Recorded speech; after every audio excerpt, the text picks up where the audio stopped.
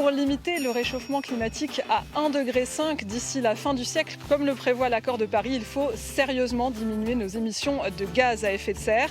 La France s'est fixé l'objectif de réduction de 40% pour 2030 pour atteindre la fameuse neutralité carbone en 2050. Quelle part prennent les entreprises pour relever ce défi? C'est ce que nous allons voir dans ce nouveau numéro de 7 avant l'actu. Une carrière dans le nord-est de l'Ille-et-Vilaine. Les granulats extraits ici vont servir pour les travaux publics et le bâtiment. Pour exploiter ce gisement, l'entreprise Henry Frères a investi dans un nouvel engin, moins gourmand en carburant. C'est la première pelleteuse hybride en France. Hybride, ça veut dire qu'on récupère une partie de l'énergie lorsque la pelleteuse tourne, et ce qui nous permet d'économiser 15% de carburant sur le fonctionnement de ce type d'engin. Cette pelle a déjà 4 ans et Frédéric Derrien espère que les prochains modèles seront encore plus performants. D'abord engagée dans la charte de l'environnement des industries de carrière, cette PME familiale a enclenché sa propre démarche RSE il y a 6 mois. La responsabilité sociétale des entreprises leur permet d'inscrire le développement durable dans leur feuille de route. On voudrait partir d'un point zéro, même si on a déjà fait des actions, on a déjà fait des tentatives d'achat de matériel moins consommateur en énergie, mais sans objectif particulier. Et on est vraiment, on a cette ambition de se fixer des paliers à atteindre. Première étape pour l'entreprise, mesurer ses émissions de gaz à effet de serre. En 2030, on devra réduire en fait nos émissions de 50%. Et l'objectif du projet, en fait, c'est qu'on va faire une première fois chez vous. On va vous former pour savoir comment le faire au quotidien pour réduire ces émissions.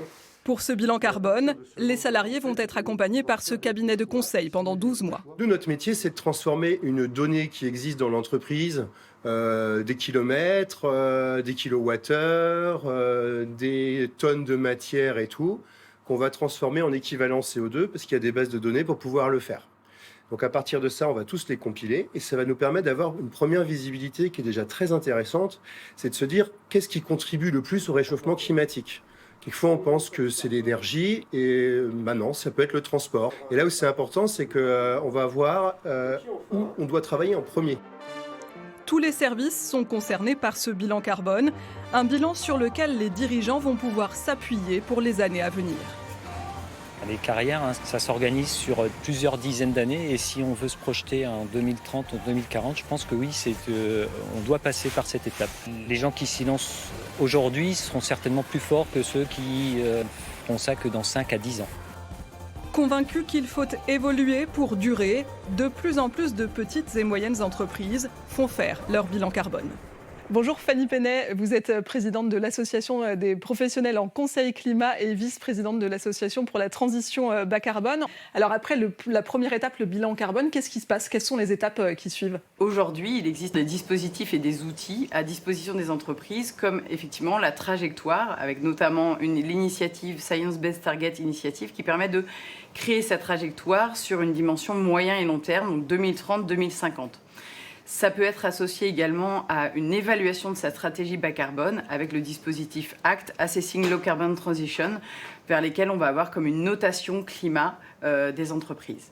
Mais c'est à portée de la plupart des entreprises, puisqu'il y a aussi justement des dispositifs plutôt simplifiés proposés par l'ADEME. Il y a d'ailleurs également des subventions qui sont possibles pour ces dispositifs pour justement rendre accessible aussi financièrement ce type d'accompagnement.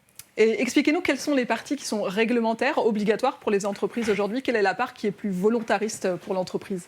Pour un certain nombre d'entreprises, effectivement, c'est réglementaire, donc notamment des grandes entreprises qui sont soumises à un rapport RSE donc un rapport de développement durable dans lequel les indicateurs changement climatique sont obligatoires et donc un diagnostic, un plan de transition. Également pour les entreprises de plus de 500 personnes, le bilan gaz à effet de serre réglementaire est obligatoire, mais ne concerne qu'un petit périmètre, leurs énergies, les carburants et les fluides froids, et donc qui représentent entre 10 et 50% de leurs impacts. Et donc la partie volontaire est beaucoup plus large. Ce qu'il faut savoir, c'est qu'aujourd'hui, on attend la sortie du décret et donc d'une évolution de cette obligation réglementaire vers justement la prise en compte des postes significatifs et donc finalement un périmètre beaucoup plus large qui touche au cœur d'activité des entreprises. Merci beaucoup Fanny Penet. Merci. Selon l'Institut de l'économie pour le climat, l'alimentation pèse pour près d'un quart dans l'empreinte carbone des ménages français. Dans l'agroalimentaire, Tribala Noyal se veut exemplaire dans la gestion de son empreinte sur l'environnement. Cela passe notamment par la réduction de ses emballages. Certains opercules plastiques ont déjà été supprimés. On a aussi eu le retrait des suremballages sur les Copart 4 qui jusqu'à maintenant permettait aussi de faire du marketing sur le produit. Mais au fur et à mesure du temps, voilà, c'est des emballages qui ont disparu. Et effectivement, ça répond à des attentes consommateurs, c'est-à-dire que maintenant, les consommateurs sont plus avertis, sont également plus exigeants d'un point de vue de ce qu'ils consomment, des emballages qu'ils jettent. Parmi les 18 sites de Tribala en France, celui de Châteaubourg est le plus avancé. L'usine fonctionne grâce à un mix énergétique composé à 40% d'énergie renouvelable. Pour nous, c'est un symbole très fort parce que cette chaufferie, donc qui consomme du bois plutôt que du gaz qu'on avait avant sur nos chaudières, elle permet d'éviter d'émettre 4000 tonnes de CO2 par an. En fait, on est passé de chaudière gaz à une chaudière bois. Donc on a la chaudière biomasse, on a aussi une éolienne sur le site qui est derrière vous, qui produit à peu près 7% d'électricité du site. Et on a aussi des ombrières de parking qui alimentent à peu près 20% des énergies de notre logistique.